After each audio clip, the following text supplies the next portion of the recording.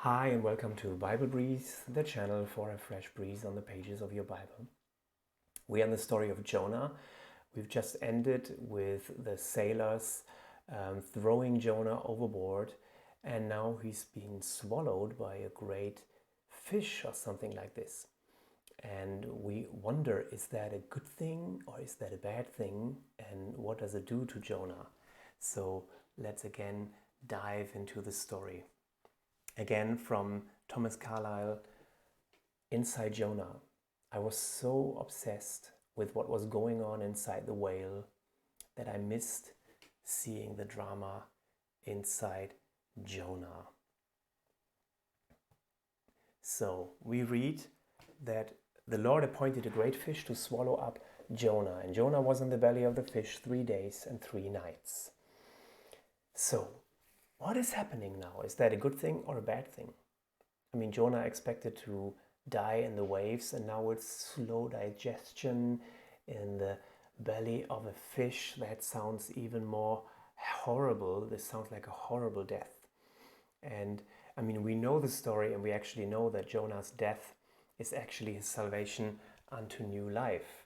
And the image that we read about in this chapter 2 is that Jonah cannot go any further. You remember he went down to Joppa, down into the ship, down into the belly of the ship, down into a deep sleep, and now he goes down to the roots of the mountains. He's bottom line, and death swallows him up. And the moment of death becomes actually the moment of his new birth. Can you smell the gospel here? This is what Jesus spoke about with the sign of Jonah. He saw the people of Israel hitting rock bottom, really can't go any further, unable to go anywhere. And then he meets them where they are, and he brings new life.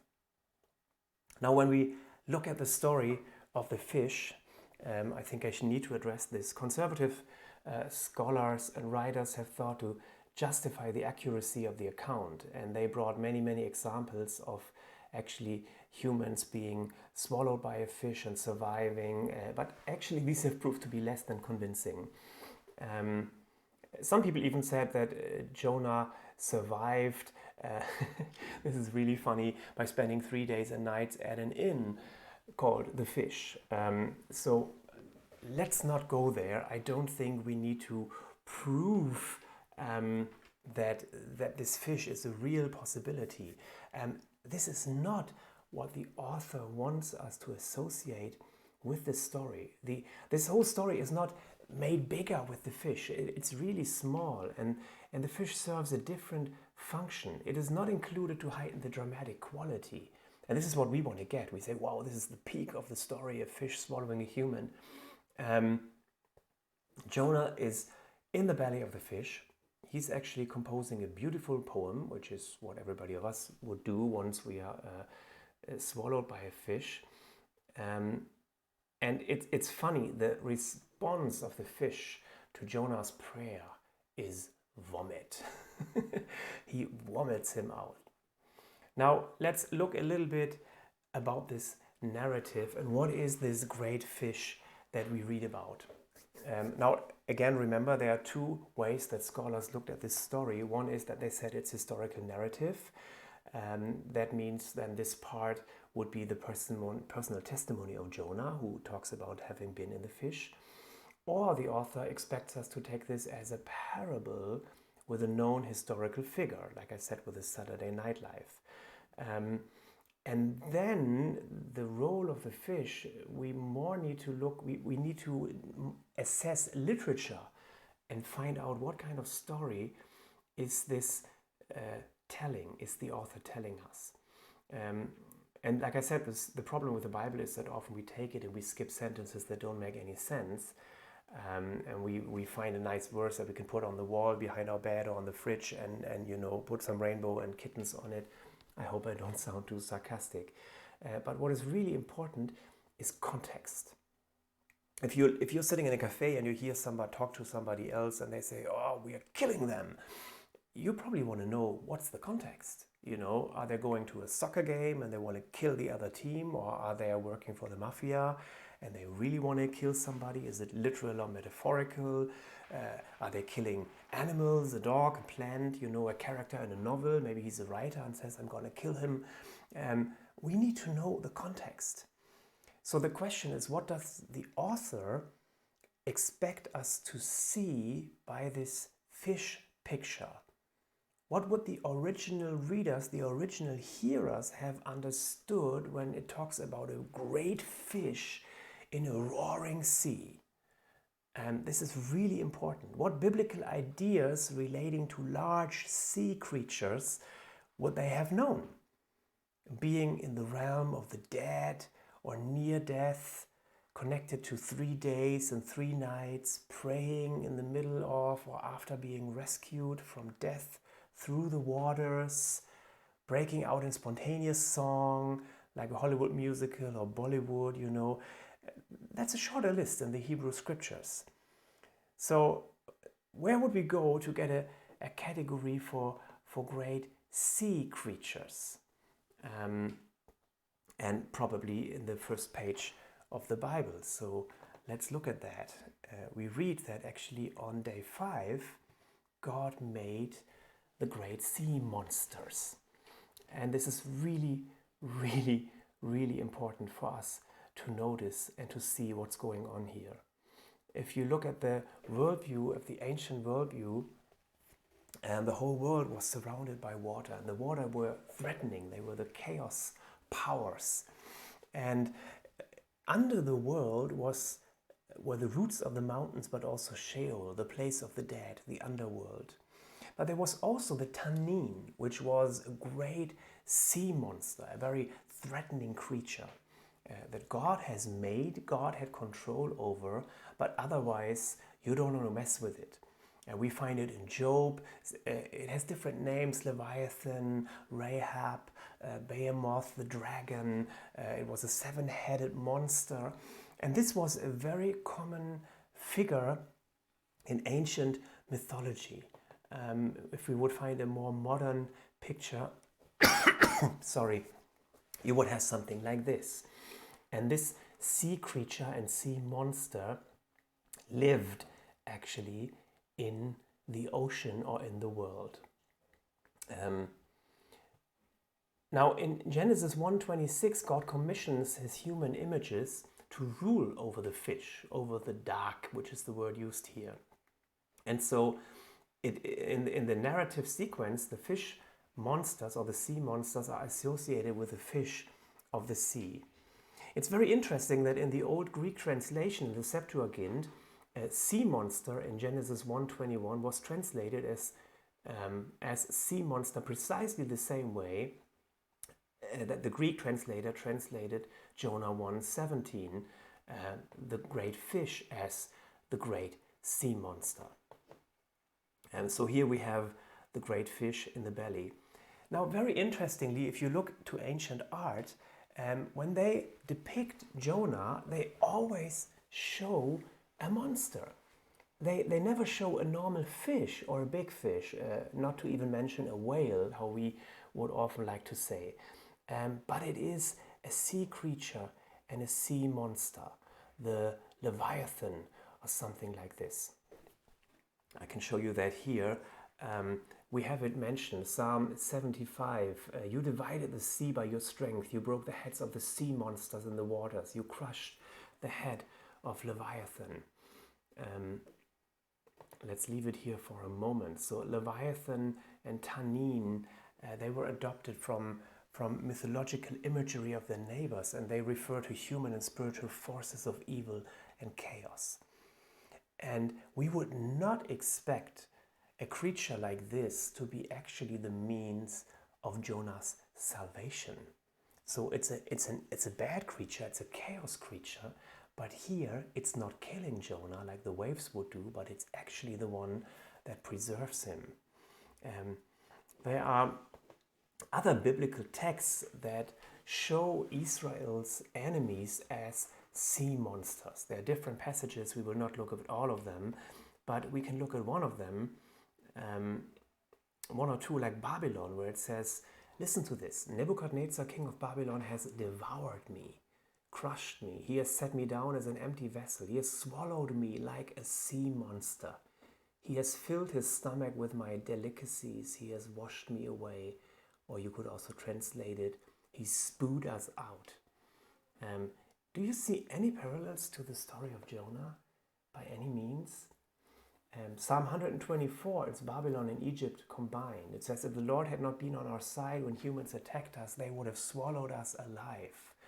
When their anger flared against us, the flood would have engulfed us, the torrent would have swept over us, the arrogant waters would have swept us away. So these are pictures that are connected to the sea and to the sea monsters. And we should have that again swirling in our mind. In Hosea, Israel cries out, God, we acknowledge you, but Israel has rejected what is good. And therefore Israel is swallowed up. And now she is among the nations like a vessel in which no one delights. And we see how the story of Jonah has drawn together all of these images, specifically of Egypt and Babylon as great sea monsters that swallowed God's people up into exile and into slavery. But God's power can protect his people despite their submarine death, so that a recreated and newborn people can emerge out on the other side. And think about, how did the prophets talk about exile? Exile was the death of Israel. Think of Ezekiel and the valley of dry bones. The exile killed them. In Genesis 3, the exile is connected to not being able to eat from the tree of life. Again, it's death. And who is the agent of exile in Genesis 3? It's a snake. You could also look up the word swallow if you want. So this is what this story talks about. The Lord appointed a great fish to swallow up Jonah. And I have a quote from Philip Carey. He says, the original readers of Jonah would have seen these connections right away. Long ago, Israel passed safely through the sea in their exodus from Egypt, and more recently, Israel was swallowed up by the greatest beast of them all, Babylon the Great, which the prophet Jeremiah calls the great monster that has swallowed me up. And yet, after being swallowed up by Babylon, the remnant of Israel was kept safe in the belly of Babylon. See the story of Daniel or Jeremiah 29. Jonah, swallowed up by a sea monster, is a parallel image to the Jewish people going into exile, yet still alive and still having a future as they sing songs in the belly of the beast. So when you look at this, you can actually see the parallels that are being done. Among the prophets and poets, a common way to describe Israel's sin and suffering of the consequences are this picture of drowning in a flood and being swallowed up by a great sea beast. And the author of Jonah turns these parallels into a narrative of the one Israelite who through his life lives this story. So this isn't security camera footage of what happened to Jonah. The point is the meaning of what happened to him. Again, Jonah occurs amongst the prophet. The book is amongst the prophets. The prophets are about a rebellious covenant people of God who are faithless, who abandon their God, who suffer the consequences, but God's grace redeems them and brings them out on the other side. That's the story of Jonah. Genesis to the end of Kings, short, zoom together. When Jonah is swallowed up by the fish, this is likely another negative step in his deathly downward descent, but then this surprise moment occurs when we realize that his death is actually his salvation. Now again, think about the sign of Jonah that Jesus talked about. This story is about him. Like Jesus said to the disciples on the road to Emmaus, all of Scripture was talking about him. And Jonah is also foreshadowing this. Now, what is interesting in the story is the author leaves no doubt that God was responsible for Jonah's rescue. It says the Lord appointed a great fish. And every time this is used, it refers to God being able to control nature as he desires.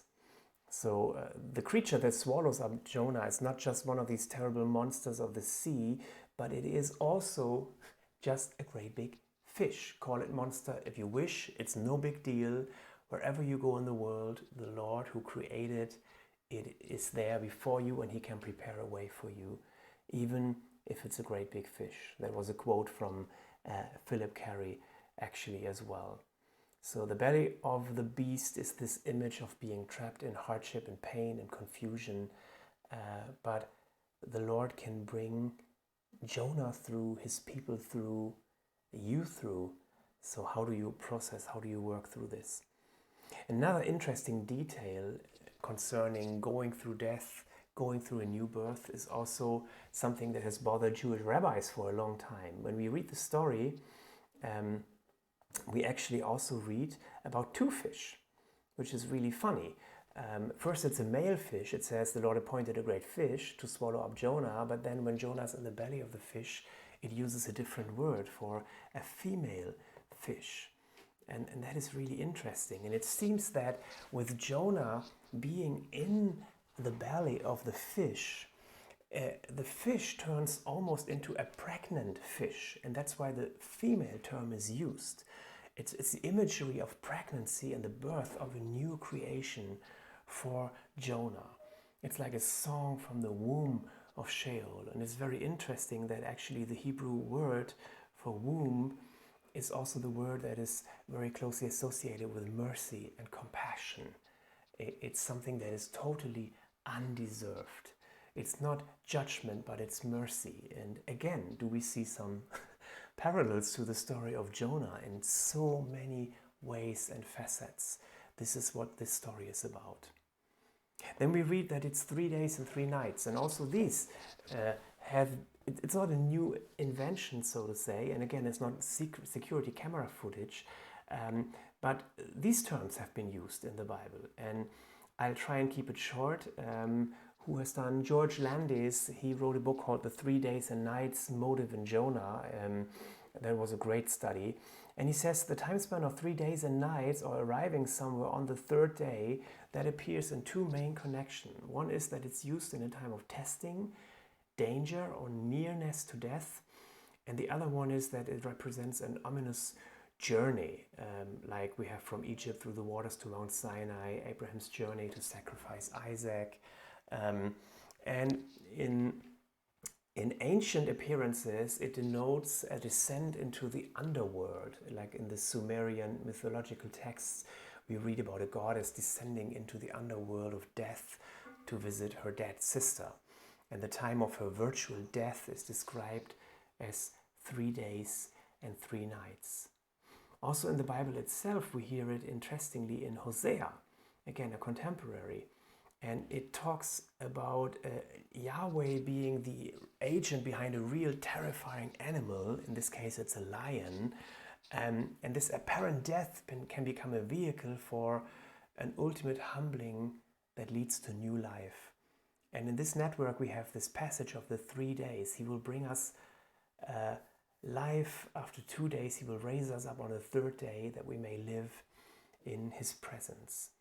So when we read that Jonah was in the belly of the fish for 3 days and 3 nights, we should be hearing this as a death-like experience. But also we should be wondering if the effect of this time will be his salvation or his transformation. And we have to keep reading to actually see that. We see how Jonah is praying in the belly of the beast, so to say. And his prayer is actually from the Psalms, and it's associated with so many other prayers that we can find in the Bible, in the Hebrew Bible, that take place either right after a deliverance or right before a deliverance. And most of them have to do with rescue from dangerous waters or ascent from the grave into the land of the living. You notice that when you read the Psalms. And often we have this biblical cosmology again, that heaven is up there, the sky, we have the water surrounding a dangerous place. Sheol is the place of the underworld. And this is also what we find in the prayer of Jonah. And it says, Jonah prayed to the Lord his God from the belly of the fish. Now, there are a lot of interesting prayers that we find. There are poems of thanksgiving after a deliverance, like in Exodus 15, the people of God go through the waters. We have 1 Samuel 22, Judges 5, lots of things. We have prayers of thanksgiving, a poem of thanksgiving right before a deliverance, when people are very trusting to God. And here we have Jonah's prayer. And again, we see the parallel. Jonah is praying again in chapter 4. And so when we read this prayer right now, it sounds really great. But again, you remember Jonah saying, I am the Hebrew who fears God. And how serious could we take this? So also we should be a little hesitant when we read this prayer right now, even though it's beautiful. We can look at the structure of this poem. Jonah's descent is marked in 2 stages. In stage B, the red one, Jonah is sinking into the deep waters, and in the second B, he has hit rock bottom, reaching the underworld. And in this moment, his descent turns into an ascent, into an upward movement from the pit. Notice how this part B actually starts with Yahweh's initiative, you cast me into the deep. And also in the second B makes Yahweh's action central in raising him. You raised up my life from the pit, Yahweh my God. So we have this twin upward orientation. In C, he can only look at God's temple, but in the second C, he knows his prayer has actually ascended to God's temple. And this going down is really geographical. First you have the flood, then you have the breakers and the waves, then he sinks down to the base of the mountains, and the very earth closes over Jonah. And it's this pattern of continuing descent going down. And we have all these different metaphors for death. We have the belly of Sheol, that's the grave in the underworld. We have the deep, the depth of the oceans, the heart of the seas. The river is actually a picture for the waves within the oceans. It's not a river, so to say. We have different images of death in verse 5. The waters, it's a general term for river oceans or underworld waters, chaos waters. The deep are the waters under the earth. Kelp is the vegetation at the bottom of the sea, and we have the base of the mountains, the root of the mountains, the underworld, the base bottom of the cosmic dome. And so we see that Jonah prays this prayer. It's almost like a prayer for deliverance, but is it a confession of his guilt? Is it actually something where we have an idea that Jonah kind of repented from, realized that he did something wrong? We can actually see that Jonah, in this down and upward movement, for him the waters have been terrible, but the fish he sees already as a means of rescue. But he's not acknowledging that he had a part in any of this, that he's responsible for where he ended up. The tone of his words, whether it's praise or gratefulness or humility, they contrast his hypocrisy and his anger that we see later on, even when he wants to die. And so here we have a very pious prayer, but we should wonder a little bit what's going on. How much has Jonah actually reflected his situation?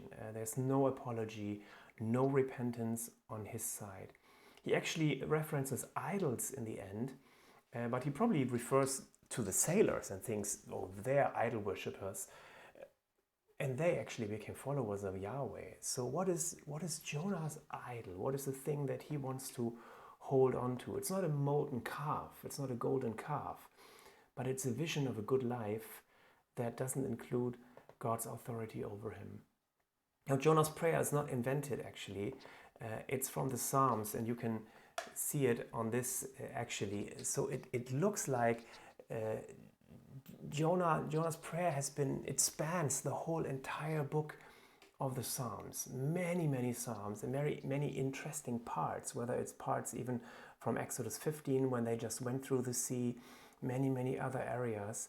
And maybe that, on a very practical note, could be an encouragement for us to learn these prayers by heart. they are appropriate and we can use them now and then. It's a great place, it's a great thing to pray when we need to cry out to God.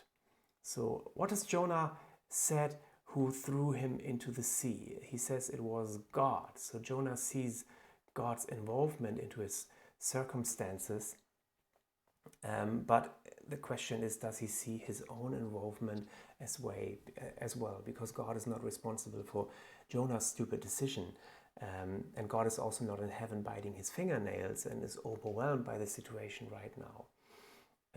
But God's highest idea is not to make Jonah's life comfortable or great or happy with his own ideas about his life. So this prayer ends actually with the sacrifice and with the vow. And we know that the sailors, they were sacrificing and they kept their vows in the end. And we wonder, how is it with Jonah? Now, really, really funny is the end, because it says, after his prayer, the Lord spoke to the fish and it vomited Jonah upon the dry land. So response to Jonah's prayer is actually vomit. And the Hebrew word is ka. You can almost see it. So the fish cast Jonah on dry land. And the question is, what will Jonah do next now that he is on the dry land? And we will find that out in the next session.